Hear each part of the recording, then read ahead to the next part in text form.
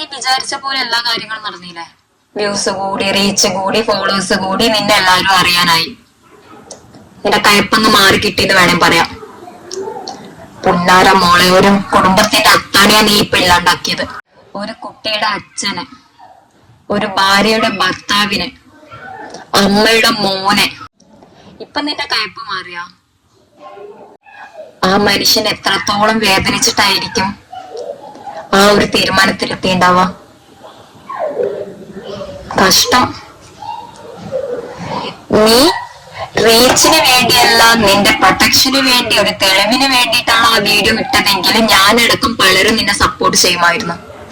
പക്ഷെ ഇതൊന്നല്ല, നീ തെളിവിനെടുത്ത് നീ എന്തുകൊണ്ട് കേസ് കൊടുത്തില്ല? നീ എന്തുകൊണ്ട് അത്രയും തിരക്ക് പോലും ഇല്ലാത്ത ആ ബസ്സിൽ റിയാക്ട് ചെയ്തില്ല? അപ്പൊ നിന്റെ ഉദ്ദേശം വെറും റീച്ച്. ഇപ്പം മോൾക്ക് തൃപ്തിയായോ? നിന്റെ പയ്യോല് കൊടുത്തിട്ടുണ്ടല്ലോ മോട്ടിവേഷൻ സ്പീക്കർ, ഇൻഫ്ലുവൻസിങ്. ഇതൊക്കെയാണോ നീ ഇൻഫ്ലുവൻസ് ചെയ്യുന്നത്? ഇതൊക്കെയാണോ നീ മോട്ടിവേഷൻ സ്പീക്കർ ആയിട്ട് ചെയ്യുന്നത്?